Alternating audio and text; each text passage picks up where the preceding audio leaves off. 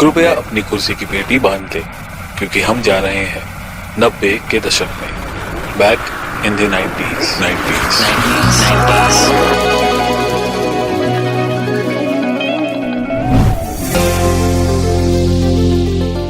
Hey guys, hope you are doing great. Back in the 90s के इस podcast series में हम आपको सुनाते हैं 90s की वो बातें जो शायद आपने भी विटनेस की होंगी, या फिर आप भी किसी ना किसी तरह उस सिचुएशन में इन्वॉल्व रहे होंगे। 90s में चीजें उतनी कॉम्प्लिकेटेड नहीं हुआ करती थी। उस जमाने में चीजें आज के कंपैरिजन में सॉर्टेड हुआ करती थी।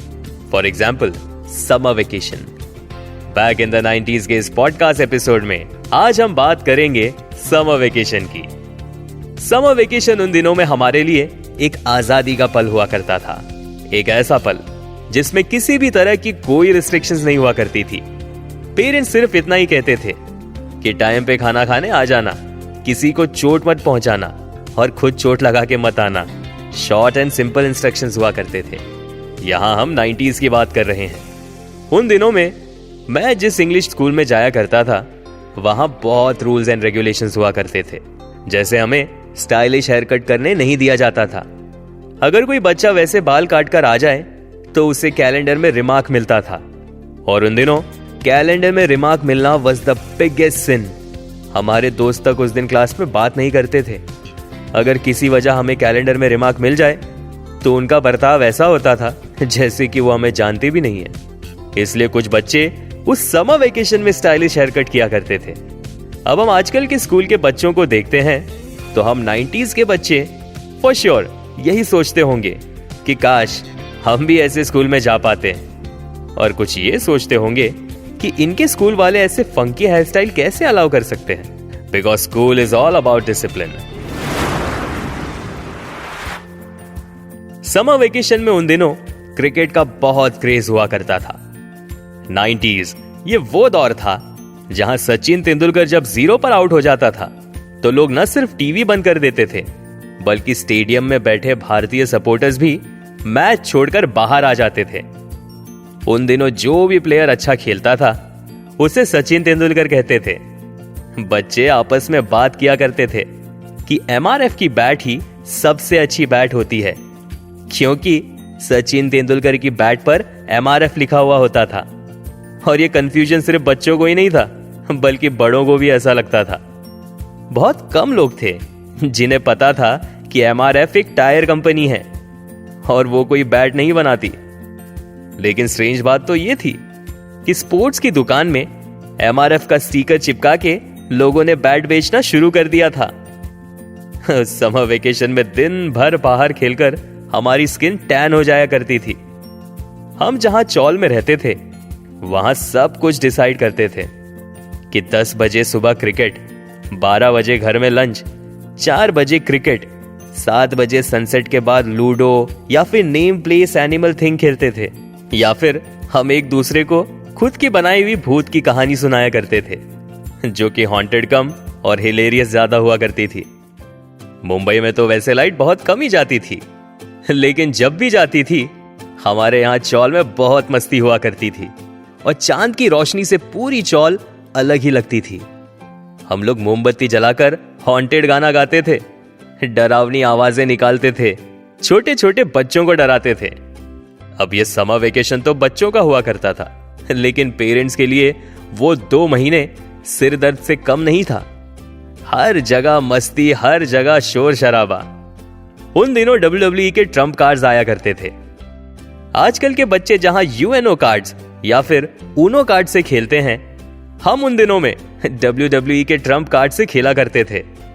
इन कार्ड्स पर रेसलर की रैंक, चेस्ट, बाइसेप्स, हाइट, फाइट फॉर्ट जैसी इंफॉर्मेशन मेंशन होती थी, और इस गेम को इन्हीं इंफॉर्मेशन के बेसिस पर खेला जाता था। समर वेकेशन का सबसे बड़ा पल हुआ करता था अपने गांव जाना। गांव जाने की एक अलग ही एक्साइटमेंट हुआ करती थी। एक्चुअली गांव जाने की एक्साइटमेंट तो होती ही थी, लेकिन ट्रेन से ट्रेवल करते हुए जाने की ज्यादा एक्साइटमेंट हुआ करती थी। Mumbai to Delhi via train से जाते हुए पटरियों को देखना, किस तरह से ट्रैक्स चेंज हो रहे हैं, ये सारी चीजें देखना, ट्रैक से लगे हुए खेत खलियानों को देखना बहुत ही अच्छा लगता था। और ये एक्साइटमेंट यहां खत्म नहीं होती थी।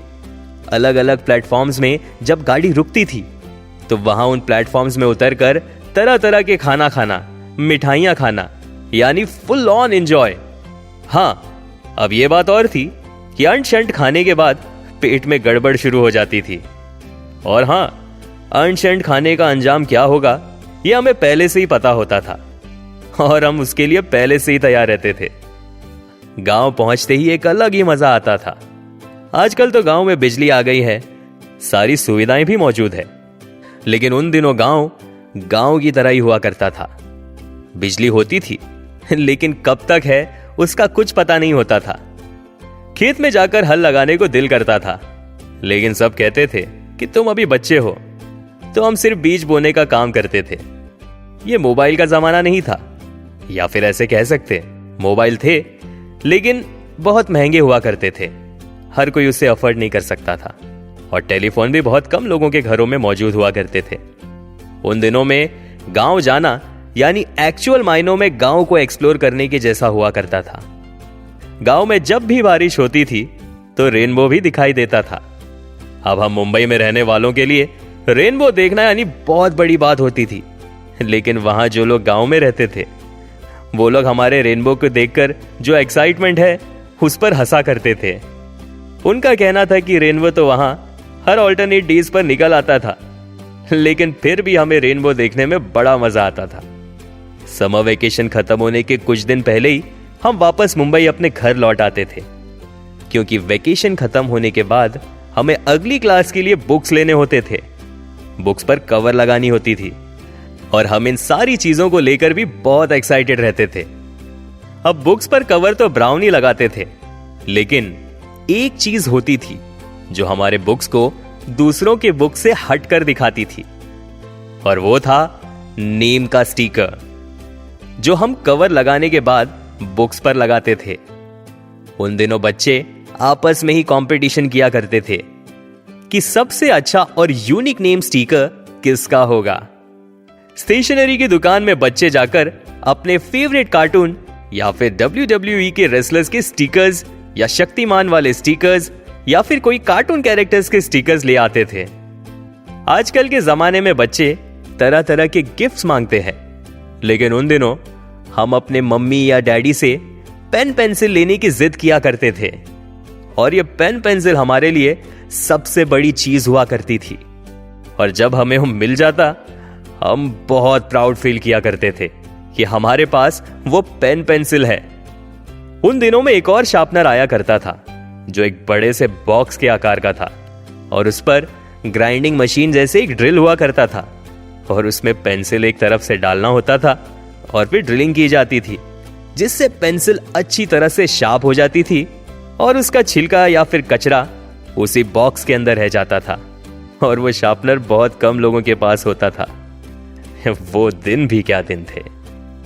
हम उम्मीद करते हैं कि बैक इन द 90s के समर वेकेशन वाले एपिसोड में आप सभी ने कुछ तो रिलेट किया ही होगा और आपको मजा आया होगा। आप सुन रहे थे back in the 90s only on radio city. Back in the 90s.